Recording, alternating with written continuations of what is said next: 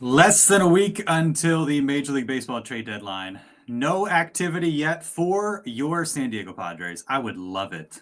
Love it if something happened. If we had like a passing bomb sometime in the next 45 or so minutes, because we got our friends Jon and Jim on the pod. No Derek this week. Jon and Jim. I should say they're kind enough to join us, but I texted them. I was like, hey guys, I could use a co-host tomorrow. Any chance you could join me on Friar? And the response was, only if you come on Jon and Jim tomorrow. So I shouldn't say they're kind enough to do it, because it was kind of like a I scratch your back, you scratch mine type situation. But happy to have them anyway. Always enjoy being on Jon and Jim, and excited to do a little vibe check a week out from the trade deadline to discuss. Jon is asking me if I'm do I not sound like I'm using my right mic? I had my right mic connected. Or are you just trolling me? I think I'm using my right mic. We'll find out. Anyways, we'll get into that vibe check on the Padres, how things are looking a week out from the trade deadline.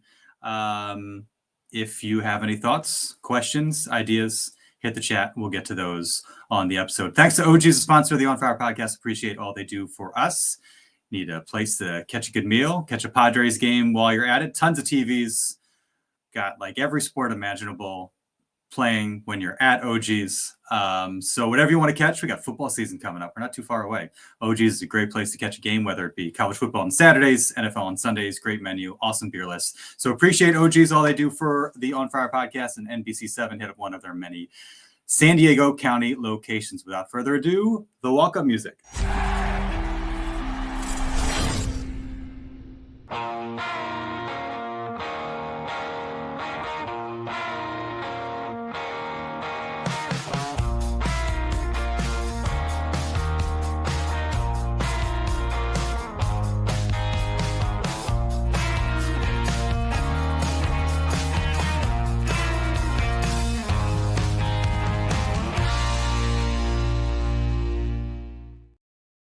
It is the On Fire podcast, brought to you by NBC 7.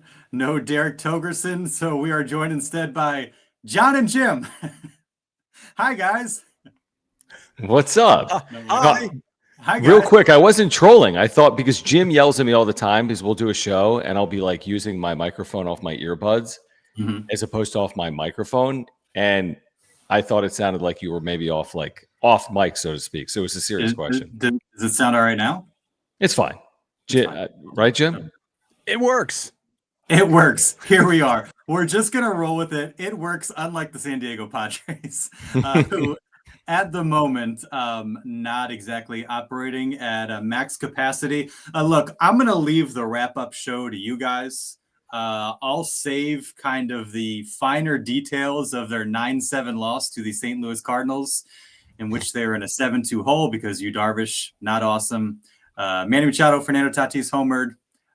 Not quite enough, though, in the late innings, which has kind of been a trend. Some of these close games, some missed opportunities in the 8th and 9th. And that's where we're at. So that's the summary of Thursday's series opener against the St. Louis Cardinals. For more, check out the wrap-up show on the wrap-up show YouTube channel. Do I have that right? You guys have like 5 different YouTube channels, so I never know where to direct people. Sure, wrap-up show YouTube channel. The Padres wrap-up show. There you go. We don't have 5 different channels. I have 5. Maybe I do. Like 3. It's not that many. Yeah. We've got a few more people in the chat than normal, and I think that's because of the wrap-up show. So I think they probably know where to find you guys. Appreciate you doing this, even though you put me to work in order to agree to do this. But excited to have you guys on, and I know you've talked trade deadline ad nauseum, but let's do it again and just kind of get a idea of the landscape and how you guys are feeling as we wait impatiently for AJ Preller to do anything. And kind of on the topic of like there being a game today, I don't know how you guys have felt, but I felt for a little while that like the results kind of just like are whatever, because this team clearly needs help. And so I have a tough time really like evaluating them until I see what they're working with after July 31st. Is that a crazy way to process what we're watching the last few weeks? Well, here's what I'm going to sound like Jim. I say trade everyone because they've lost 3 straight. No, I mean, I think that the results do matter. I've also gone down the path that I agree with you, and I think Jim feels the same way, that, like, you know what? They're going to be buyers. So it doesn't necessarily matter if they go 5-5 on the strip or 6-4 on the strip, but how confident are you as a general manager if you drop 5 of 6, for example, heading into the deadline? You know, they've lost 3 straight right here. So I think they need to at least keep their head afloat, which I think they're capable of doing. But they need help. I mean, they clearly need help. I mean, you could go everywhere right now, starting pitching with what happened here with Darvish, not knowing about King moving forward. Certainly they need help offensively, but I mean, you could basically address any area right now. And I think you'd feel good about doing that if you were AJ Preller, because they're certainly an unfinished product and they have some flaws and they need to be addressed. Yeah, even if they lose, there's 6 games remaining until the trade deadline, right? I think that's right. I believe so. Yeah, 6 games remaining until the trade deadline. Even if they lose all 6 of those games, they would be oh man, I can't do math. They would be 55 and 43. No, 44. No, they would not get better by losing 6 straight. No, here's what I'm saying. Here's 55 and 54, right? Which would be a disaster. Okay. Would they be completely out of the playoff picture? The answer to that is Probably no. not. Okay. So would it be awful, and would it be a borderline disaster, and would this fan base lose their minds, and would it actually be a 9-game losing streak? It would be a 9-game losing streak to head into the trade deadline. It would not be good, but they're still in it. They're still going to be in it. And I agree with you, Darnay. You know, the results, look, you obviously want them to, pile up as many wins as possible to make this thing, easier for them. And so they don't have to try to go on a crazy second half run again like they did last year, but they're going to buy. They're going to be in it regardless. The results, they're the results. But after every game until the trade deadline, I think it's, full steam ahead, buy. I don't see this team being like, you know what, actually, we're not going to go out and get a couple of bats, and we're not going to try to trade maybe one of our, big time contracts or guys that are making at least some money to free up. We're not going to try to get creative. We're just going to stand pat. I don't. They're not standing pat. They're going to do something. No, thank you very much, Jeremiah, in the chat, by the way. If we ever start our own show, we've got the title right there. Perfect. I agree. I think, especially under AJ Preller, like they're always looking for an excuse to be an aggressive and to be buyers. I think 2023, what was it? They played the Rangers like right before the deadline, swept the Rangers. Rangers were a good team. And I'm sure we were all talking about like, oh, they made their statement. We're trying to, hoping for this team to let us know who they are and what they should do at the deadline. And as a result, they basically stand pat, make some marginal additions in 2023, and miss out on an opportunity to deal Blake Snell and to deal Josh Hader and to get something back in return. So I think, and one of the things we can get to this now or get to it later. Also, like, what does this season mean for AJ Preller? And like, what are the ramifications if they don't make the playoffs? Like on the continuum between blow it up and run it back. Like I don't know exactly where they are, but I got to imagine if you're AJ Preller and you miss the playoffs, you can't feel super confident. What does ownership think of you? Your biggest supporter's no longer around. That's probably a topic for another day, but all that to say, like, he's not going to just rest on his laurels and be like, we'll probably be fine. And if not, we'll be well set up for next year. I do think that like them slumping a little bit before Thursday, maybe not the worst thing, because you hear Mike Schultz say on Sunday, hey, I feel like we're starting to click offensively. I think we're trending in a great direction.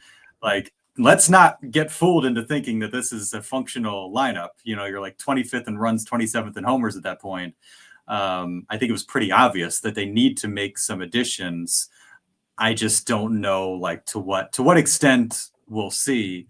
But John, I would think like from AJ Preller's standpoint, like you gotta handle your business here, because can anything be assumed as far as his standing goes?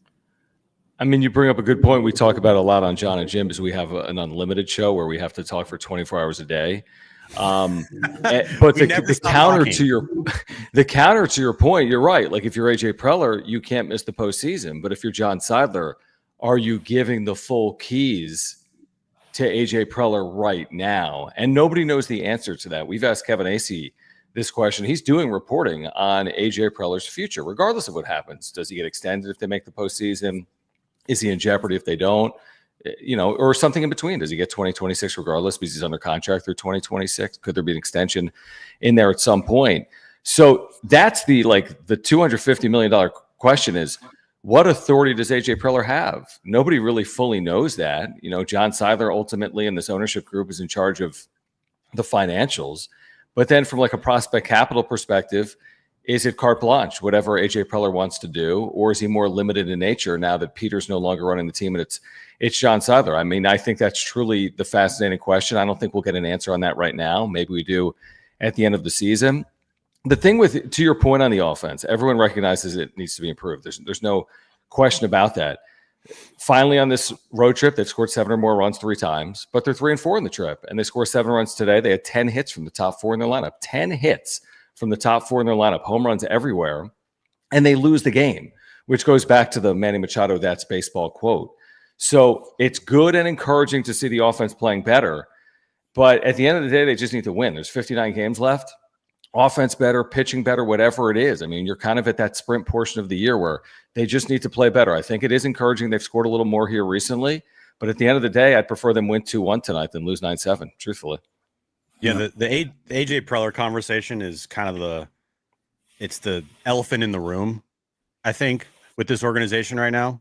And the fact that they didn't give him a contract extension after last year, but they gave Mike Schilt one, I don't know, man. It's just a little weird. He would have been going into his lame duck year, right? Like, I can kind of understand that from Schilt's standpoint. Right, but you also did not match up Schilt with Preller. Schilt has an extra year on his deal. He's signed through 2027. Preller's only signed through 2026. So, like, to not have those guys matched up, I don't know. It is a little weird. That's just me. I just think it's a little weird.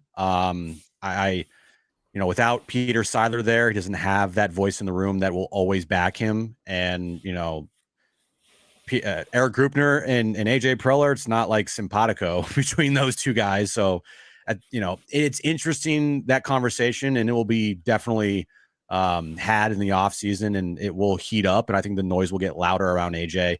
If they don't make the playoffs, then that's going to be probably the number one talking point, is what to do with AJ Preller and what's the organization going to do with AJ Preller. But like, as of right now, I don't know. I think it's hard to say that he's, trying to, save his job or get an extension from this year. And I got to make moves so I get an extension. Like, I think he's just trying to think about winning this year and win with this team because rarely do you get these many chances over the course of, the stretch that AJ Preller has gotten with this team. And he's got to try to strike while the iron's hot. And who knows what next year's team looks like, the pitching staff and the players that you're going to lose. So while you have these guys in their prime and the pitching that you do have, like, yeah, he's thinking about how can I win with this year's team. But the conversation with AJ will definitely be an interesting one to have if they do miss the postseason.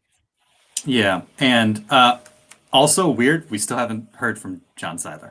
He's been on he's been in the booth with Don and Mud, that sort of thing. But in terms of like a media scrum where he gets to take questions from reporters and not control, I mean, he can control the message in terms of his answer, but not control the talking points. It's almost August, and he was brought on. When did it become official? Sometime during spring training, that sort of thing. February. I think it was during. I think the announcement came before spring training. I think he became official during spring training, and I think my assumption was like opening day we'll probably hear from him. And he seems like the type of guy that he's not Ron Fowler. He's not what Peter evolved into as like a front-facing guy that's comfortable asking questions and talking about the direction of the team. John Seidler doesn't appear to be that. I do think it's bizarre. Like, we're not asking you to be Jerry Jones here, but it's probably worth people hearing from you, especially when there's all these questions about you and the organization. But that's probably a topic for a different On Friar podcast. To this point, as far as what we've heard, was actually a trade today, Josh Naylor to the Mariners. I didn't see what the return was, but there is actual movement now, so that's fun. What has been your favorite rumor to this point that we've heard about the Padres, Jim? You have a quizzical look on your face. Because I'm thinking, my favorite rumor with the Padres. Yes, yeah, Padres. With your high school girlfriend. Your favorite Reds rumor to this point, well, Jim? I got multiple Reds rumors that I actually really like. My favorite? It's like Warriors. Yeah, sure. Let's talk 49ers. Your favorite Niners training camp rumor? Yeah. Man, favorite? I think it doesn't have to be realistic. I mean, there's been a bunch of names that have popped up, and it's hard to tell how realistic any of them are. Has there been one that you're like, oh, I find that intriguing? I just find it intriguing that every single player that is mentioned on the trade market, AJ Preller has checked in on. and going back to that, I think my favorite one was when Rafi Devers got traded, and the report came out that AJ Preller called the Red Sox on Rafi Devers. Like, that trade was never going to happen in a million years. But of course, AJ, being a psychopath that he is, in a good way, especially for content wise, calls the Red Sox about Rafi Devers. Like, what? I think that might have been my favorite one because of how just far-fetched that would have been. And of course AJ called the Red Sox on Rafi Devers. I would say the idea that Mackenzie Gore could be traded because the Nationals have said they will listen on Mackenzie Gore, to me, is intriguing, especially involving Washington and San Diego, especially what's happened in Washington since the Soto trade, this idea that the Padres got fleeced, but Mike Rizzo is out. And like, is Gore actually on the market? Not to say that the Padres will land him. It seems unlikely. They probably called on him. The other thing I would say is, like, there's a name that popped up today that I really like. The more I think about it, the more I'm intrigued by it. And it's from Joel Sherman, I think, in the New York Post, saying the Yankees are listing on Ben Rice. And the thing with Ben Rice, who's came up a catcher, but has been playing first base, is he's played like 13 games at catcher in his big league career. But I'm all for like adding offense at the expense of defense. Like that's my number one. There's Jim's new hat. Like the number one thing I'd be interested in if I was AJ Preller is upgrading my offense at all costs. Defense be damned. Like there's way too much attention paid. Like, well, he's a good defensive player. Just go get someone that can hit. I mean, they need to score runs more consistently than they've done it. How often are you losing a game because your right fielder isn't as good defensively as Fernando Tatis Jr.? I mean, it's nice to have Tatis, but just go find offense. So I like this Ben Rice name, and I like the idea of plugging him behind home plate, even though he hasn't caught a ton in the major leagues. And I just like the idea of going out and getting like mashers. Who cares about the defense? You want Kyle Schwarber? He's not available, but you want his bat? Who cares if he's slow? Who cares if he, whatever? Who cares if he's a butcher? You just need hitters, and that's where they are right now. I completely agree, and I feel like there's been a lot of conversation about like, oh, you can't change catchers mid-season. Like, I don't know. You can. Like Austin Nola did it in 2020. He was right. perfectly fine. Like, I think these guys are going to figure it out, and they have a couple months to figure it out. And like you said, are you just going to sacrifice any sort of offensive upside just for comfort level between Martin Maldonado and Nick Pivetta? I don't know. Like that doesn't make a ton of sense to me. I'd rather go through a couple weeks where things are a little bit clunky and there's maybe an extra mound visit here or there, and they don't always seem like they're on the same page. I'd much prefer that route, but with somebody like a Ben Rice or whoever it may be that is actually going to provide some sort of threat offensively compared to what we've seen lately. Like, to me, that seems like a no-brainer.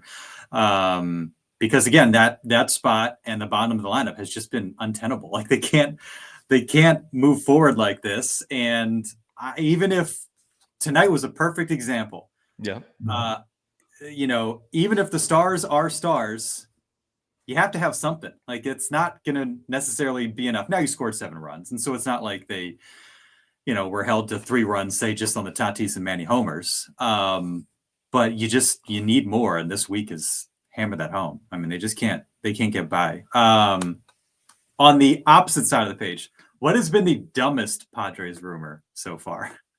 I I think there's one that I think came up on Sunday or Monday that seems like maybe the most obvious one, or the one, even if it's not like the dumbest, the one that has popped up where you're like, I don't like that. I'm not comfortable with that. I don't think it would work.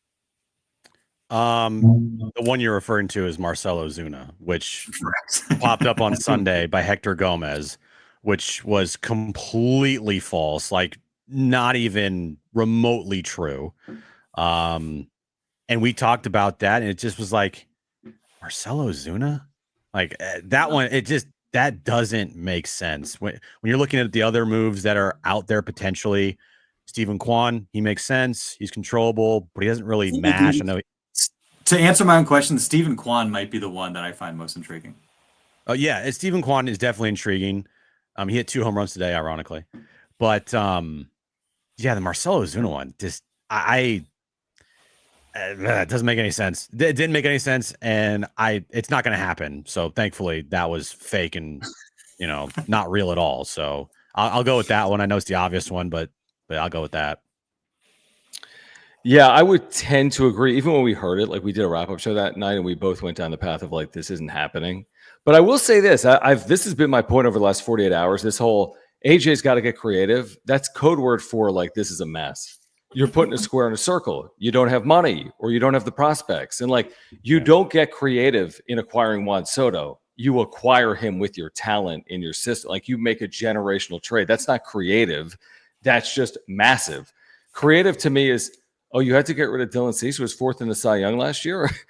And again, you could make a compelling argument right now to get rid of Dylan Cease, but who would have ever envisioned a contending Padres team getting rid of Dylan Cease to start the year? You never would have envisioned it. Or even trading Jay Cronenworth in the midst of a resurgent year to move him in an effort to improve your lineup seems counterintuitive, does it not? So creative to me is code word for something's not lining up the way other teams have it. The Dodgers don't have to get creative. They can just spend.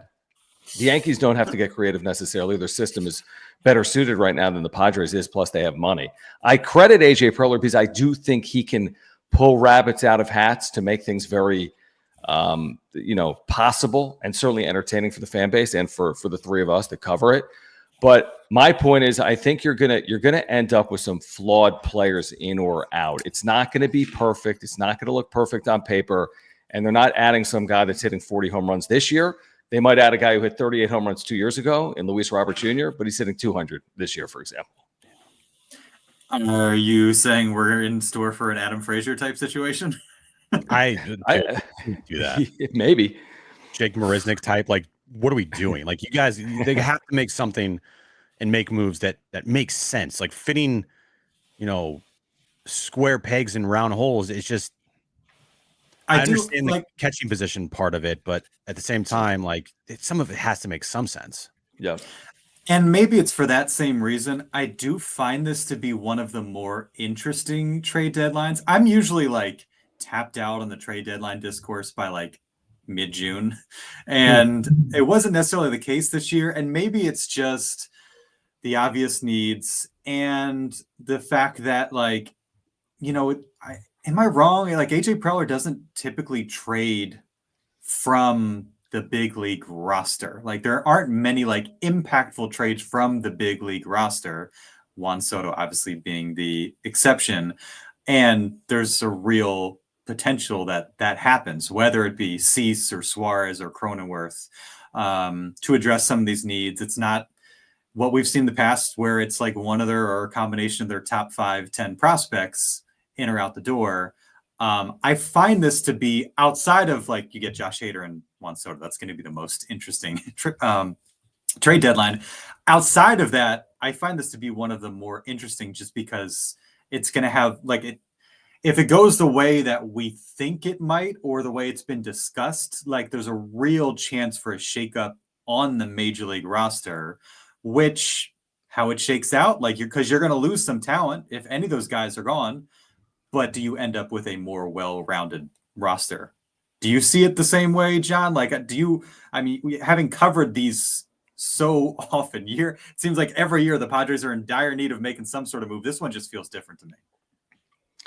Yeah, I would agree. I would agree with that in general. I do think every trade deadline is unique. I mean, every circumstance it's like every team is unique. Like the idea that the 2024 Padres were just going to be rolled out there in 2025. I mean, it seemed like a lot of the pieces were back, but their offense went from like the 8th best offense in the sport to the 25th. I mean, that's kind of crazy. You lose Jurickson Profar and Kyle Higashioka, and your offense falls off a cliff. I'm intrigued by it because they're in playoff positioning. Yet it almost sometimes I look around, how is this even possible? They're now what is it, Jim? 41-45 in their last 86 games. Their expected win-loss record is actually lower than their win-loss record. Their run differentials plus 14 through 101 games. That's 0.1 runs per game is their run differential in a positive direction. So there's reasons to believe that they're fortunate to be where they are. And that's why if I'm AJ, the one thing, I'm with everyone. They're buying. They got to make it. But I do think like there's a level of hedge for me if I'm AJ Preller. I mentioned it today on Jon and Jim. MLB tweets out, here are the 10 favorites to win the World Series at like BetMGM. Padres aren't on that list. Padres are 30-1. Then I go to like a Fangraphs. They have a 1% chance of winning the World Series. As the general manager, you can't see it through a fan's lens or even a media member's lens. You have to be measured. You have to have one eye on 2026. That's literally the job. The job is not only 2025. You have to have an eye on 2026 and beyond. And because of this, it's like I go both ways on it. Like buy, or some of it is like hedge a little bit. So I'm not fully convinced everything's moving. They're upgrading in all areas. They're 100% all in. I think they'll make upgrades, but I also think they're playing for 2026 and beyond. I mean, you could say the same thing about what happened with last year's team. Last year's team at the deadline was 59-51, and they won 93 games. They're kind of in the same spot. Now, they were playing much better leading up to that because the second half started and they won 8 in a row on that 10-game road trip, and they had one of the best road trips in franchise history. They came home and they swept the Dodgers in a quick 2-game series, and they were 50-50 to start the second half, and then all of a sudden they're 59-51. It was like, whoa. But I bet you if we go back and look at that exact moment in time, they weren't in the top 20 maybe in World Series odds, probably. And AJ Preller went even more all in on last year's team at the deadline, trading away damn near every other prospect in the organization other than DeVries and Salas to get the best reliever on the market in Scott, maybe the second best reliever in Jason Adam, Hoeing, Martin Perez, and then look what happened there. So I understand like the hedging part of it, and we'll know at the deadline what AJ thinks of his team. Yep. And if they go and they trade Dylan Cease, and then they acquire 2 bats, and then they acquire, say they trade Dylan Cease to the Yankees for Ben Rice, and then they trade for Luis Robert Jr. and Adolis Garcia or some combination of that, and they go out and acquire Charlie Morton, the pitcher, right? To me, that's AJ telling everybody, I believe in this team. I had to get creative. I had to move some pieces that I probably didn't want to move, but in the long run, it might help us out more. But I believe in this team. If at the deadline he makes a move for one bat, then he thinks this team just ain't it. So we'll know at the deadline what AJ thinks of this team, and that's what matters the most, not the World Series odds at Las Vegas at BetGM. But then it also goes back to the earlier conversation, like how much is he going to be looking at this through the lens of his own job? And yeah, I get it. But if he is sitting there thinking to himself, well, I can't, I have to trade a bunch of pieces to make the postseason this year so I get a contract extension. I think that's the wrong thinking from a general manager, and I don't think he thinks that. I just think he thinks, how can I get this team the best it can possibly be to win a World Series? Yeah, he would have thought that, by the way. If he's thinking I need to save my job, he's thought that at other deadlines. And he's, you know what I mean? Like then he would have thought that in 2021, and he would have he's been way hotter than this in 2023. I will just say how a team is playing at the deadline to me does matter. And last year they were playing really well. And this year that remains to be seen. And that's why a lot of teams wait off decisions until July 29th or July 30th. They want to truly know. You want all the evidence. If the Padres win 5 of their next 6, the evidence is pointing in a positive direction that they're a likely postseason team. If the Padres lose 5 of their next 6, that changes the story. Like you can't tell the story without having all the chapters in the book read. So in my opinion, it matters. I'm not saying if they go 3-3, it is what it is, but you go 1-5, you can't tell me that doesn't matter. And if you go 5-1, you can't tell me that doesn't matter the other way. Like, I don't think AJ Preller is going to be like, hey man, we've lost 9 of 10, but man, trust me, this is a World Series caliber team. I don't buy that one bit. I really don't. Mike Schill will probably say that. Yeah, exactly. The other thing too is like, weren't the Giants like 3.5 back of the Padres Sunday or something like that after they won the series? Yeah, now Giants are within 1, Reds are within 2, Cardinals now, who of course they got 3 more against them, are within 2.5. And so it looked a bit like kind of a soft wild card for a minute there, and maybe it's not the case. And back to Jim, keeping an eye on the Reds rumors, that's just as much to keep an eye on what the Reds, the Giants, and the Cardinals do as it is the Padres, because how do they see themselves? How do they evaluate their own chances and opportunities, and what impact does that have on the Padres? What if Jarren Duran ends up in Cincinnati, or Luis Robert ends up in San Francisco and becomes Luis Robert? Like Sandy Alcantara, if he goes to the Giants or something like that, I don't know. So that's going to be interesting to watch. And we find ourselves talking about previous seasons, and I've thought a lot about the comparison of 23 and 24. But really, I feel like the comparison or the two potential paths are 24, 21, because at this stage in 21, they were 103 games, 59 and 44. Yeah, they were 15 games over, and crazy. 4 games ahead of the pace that they're at now. And then things just went terribly wrong after that. From like early mid-August on. Watching you Darvish struggle today made me think, are we going to end up in a Vince Velasquez, Jake Arrieta situation? Gosh, I hope not. And then there was, of course, last year where they were a 50-50 team, and then they were a 43-19 team. And you see the possibility there between the hot start and potentially a hot finish and just kind of middling baseball in between. If you guys had to guess where on the continuum they are between 2021 and 2025, Are you leaning one direction or the other, or 2024, I should say? Does this team feel distinctly more like one version than the other?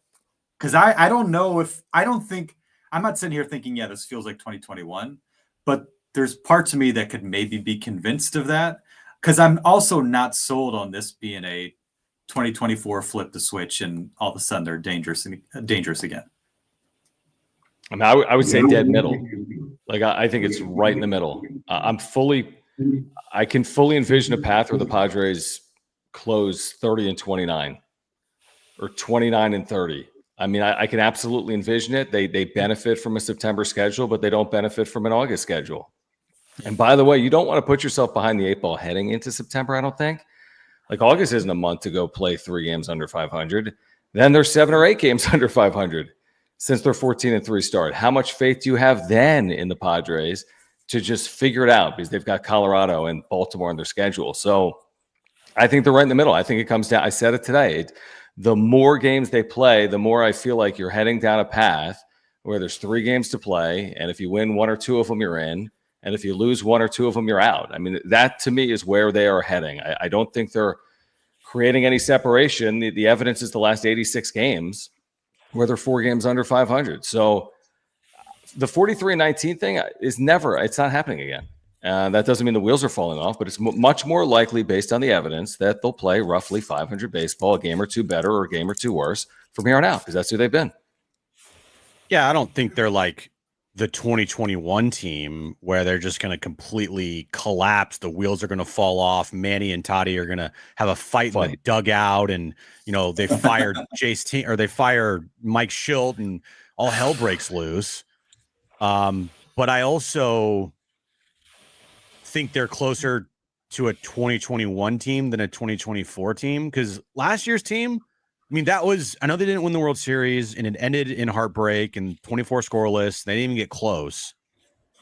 But last year was, I mean, you could argue the 3rd best team in franchise history behind 84 and 98. Like, that's kind of crazy. In the history of the Padres, last year's team, you could argue, was the third best team in franchise history. And, all the magical moments they had, all the comeback victories, I remember talking on the radio, and we all talked. It's like, to pick a top 10 moment list from last year's team would be so difficult because there was like 20 top 10 moments. Yeah. This year, it's been difficult to find a top 10 moment list for this team right now. There's something missing from the team, but they still could get it, if that makes sense. Like, I know in 2023, we said a lot, like, this team, this ain't it. There's something missing here. And it ended up proving me right. They quit, and, the whole drama in the clubhouse and whatnot. This year's team, it feels like there's something missing, but it's like, it's still there. They just haven't found it yet. I don't know. That's just how I feel about this year's team right now. Yeah, I think that's fair. And it's also interesting. It's also interesting, because again, they are at this point this year, they were, a couple games above 500. They're 7 games above 500. And so you almost have to remind yourself of their record because it has just been so kind of run of the mill for a few months now. 7 games above 500 at this point last year, they would have the second wild card spot by a game and a half. Giants are currently 5 games above 500. They're 1 game out. 5 games above 500, they would be solidly into the wild card. So the landscape is also a little bit different. And again, how competitive are those teams behind them? What kind of moves do they make? But there's been seasons in the past. They finished 2 games above 500 and 23 and missed it by 2 games.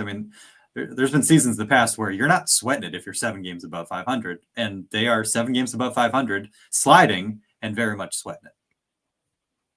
Yeah, they have real work to do, definitely. To your point, although a year ago, it's funny what you're saying is the National League then took off in the second half. Because it required how many wins to get in? I think it required everybody was winning games. It was crazy. At the halfway point, it was like someone's getting in with 83. And then it was the National. That's the one thing here that you have to consider. You can't control the record of other teams. You're not playing maybe even some of the teams that are right 1 game in front of you or 1 game behind you. Dependent. My point is you've played some teams, and there's still some teams you're going to be playing. So you can only control so much in that conversation. But I don't know if you're AJ Preller, what do you do? Circle a number and say, hey, I need to position my team to win, 89 games. And to get to 89 games, we need the following record. And what is it going to take to get to 89 or 90? But it feels to me like, I'm not angling for 85. What's the record right now? 55 and 48? Yep. Yeah. So, that's a little troublesome because you go 30 and 29, which is better than what they've done over the last 3 months, and you have 85 wins. And based on last year, you'd be missing out by a ton. So you got to pick it up. You got to go. You got to go 32 and 27. You got to go 33 and 26. You got to pick it up, and you got to pick it up pretty quick. Got anything, Jim? I agree. I agree with that. They have to, tonight it felt like, all right, the offense, the top 4 in your lineup, get things going. Can they parlay this into a good weekend series offensively? And can they, kind of find their footing, their top 4 in the lineup? Because the top 4 in the lineup, that's going to make or break their season. I know that if they go out and they get a bat or 2, it would help. You're right, Darnay. It would help turn over the lineup. We saw the depth of last year's team turning over the lineup with Kyle Higashioka and guys like Donovan Solano and David Peralta, right? Turning over the lineup, getting the big bats up there and having those power friendship innings and really putting pressure on an opposing pitcher.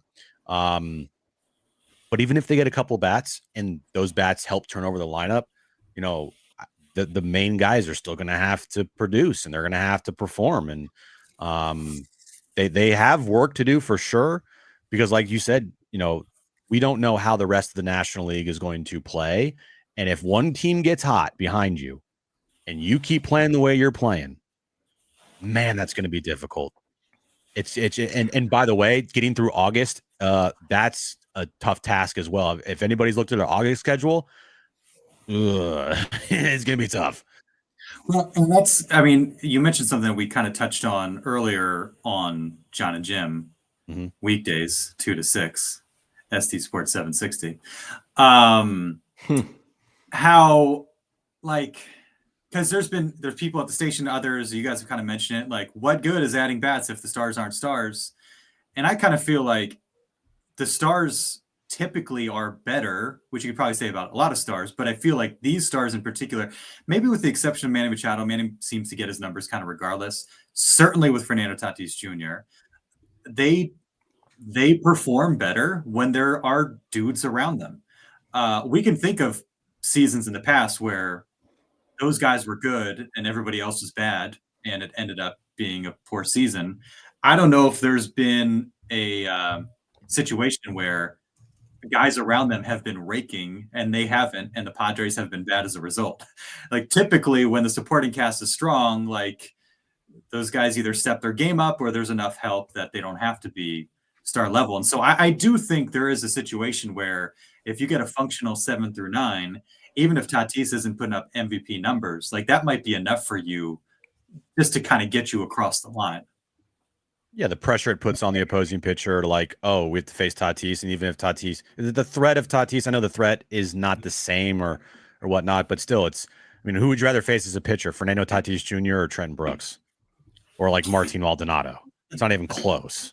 I know Tatis is not having the greatest season for his standards, right? It's a good season, it's a solid season, but it's not a, wow superstar season that we know he is capable of. Or we thought he was capable of. We don't know if he's ever going to do that again.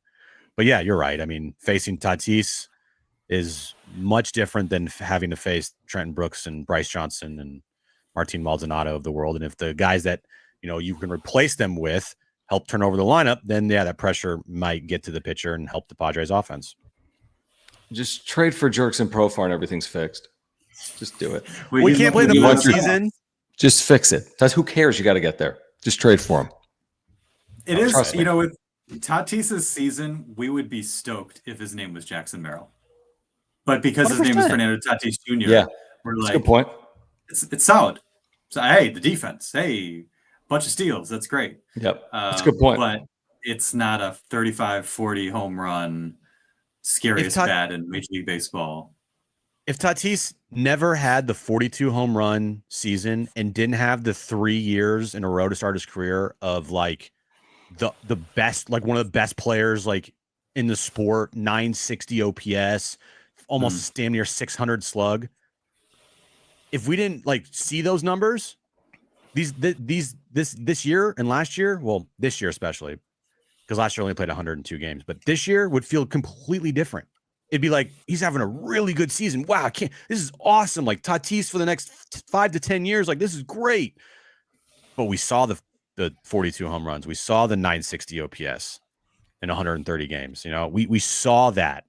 We saw the multi-home run games, the 3 homer games, the guy that hit one out of Dodger Stadium, right? Like we saw that, and we can't unsee it is the thing. And so because we saw it, that's the expectation. Because Jim keeps retweeting them.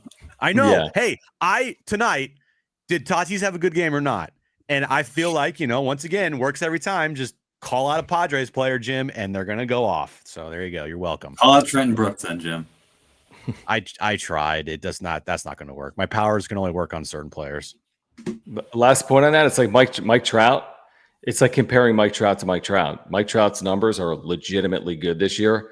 They are so far down from where he is as Mike Trout that it's not even like you can't compare Mike Trout prime to Mike Trout now, who's hit 18 home runs and has a 127 OPS plus, but that's not Mike Trout. So yeah, that's Tatis for me a little bit. Like you're comparing Tatis to Tatis. That's a high bar, but he created that bar.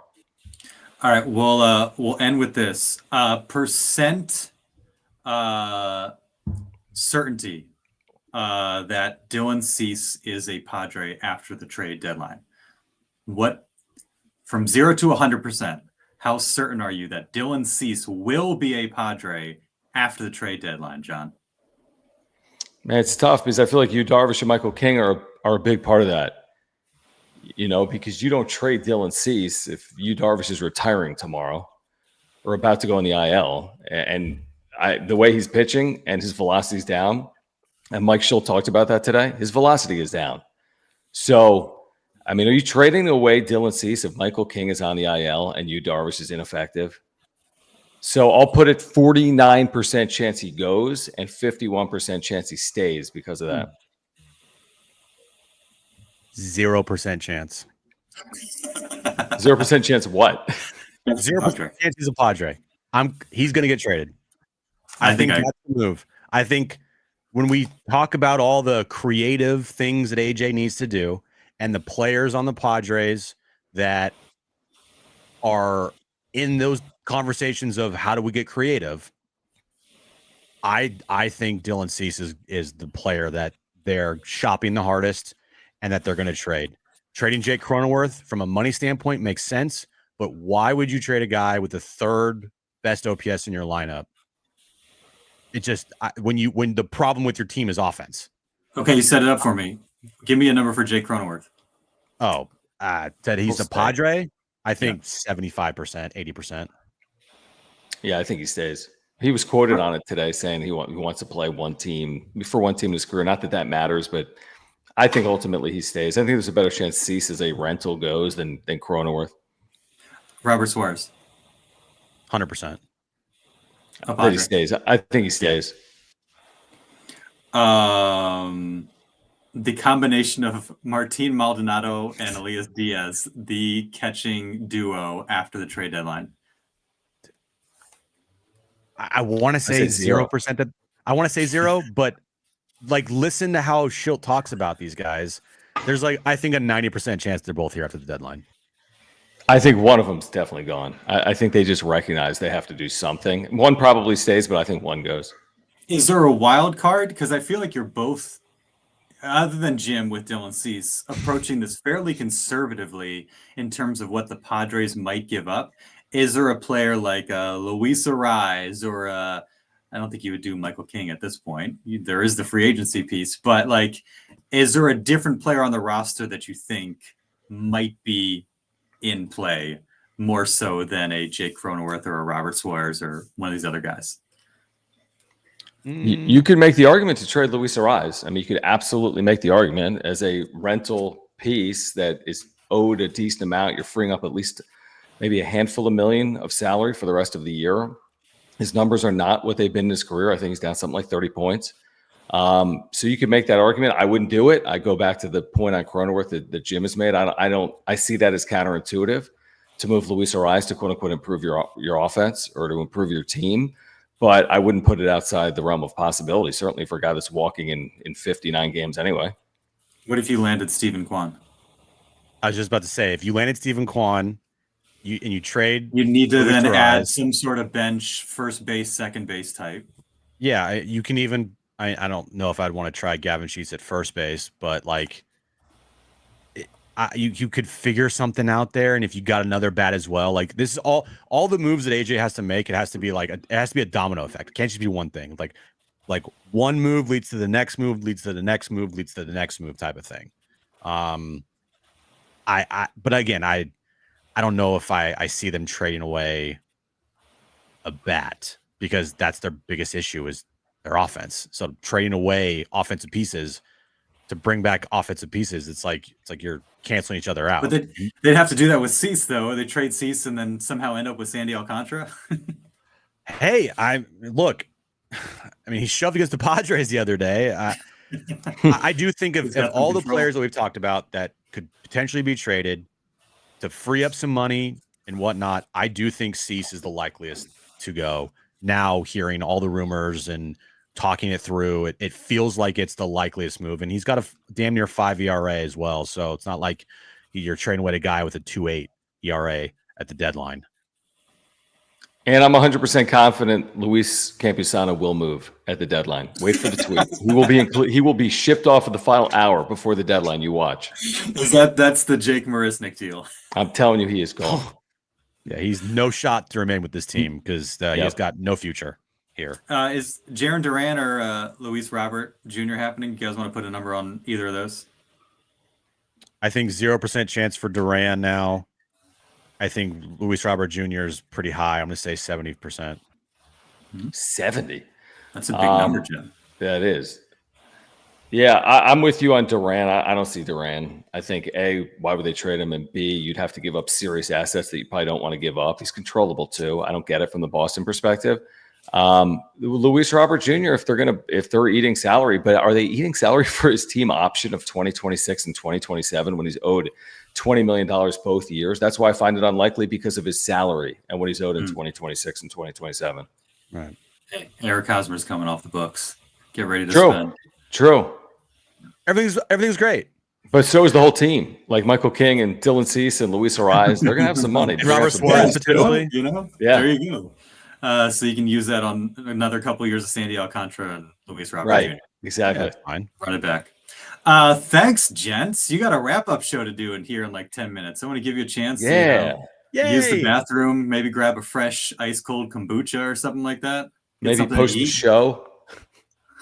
Post the show. on YouTube. Oh, you haven't done that yet? Oh, well, I did it. Let you get. Oh, did you? I got to update it. I am gonna have a kombucha though. I posted it. Don't worry. We're all good. Thanks, gents. This was fun. Appreciate you doing it, even though you had to loop me into doing your show. I had fun doing that anyway. So this is a good time. Thanks for bro. having us, man.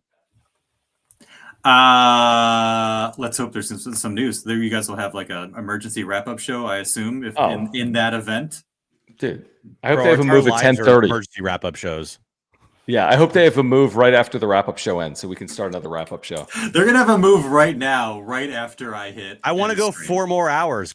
I want to have a day where I talk for 9 hours. That would be awesome. 3 hours. We went 3 hours after Game 5 of the NLDS last year. It was long. The wrap-up show was longer than the time of game of the game. That's amazing. Yeah. Look at you guys. It was. We appreciate your commitment. Nobody does it like Jon and Jim. Appreciate it, fellas.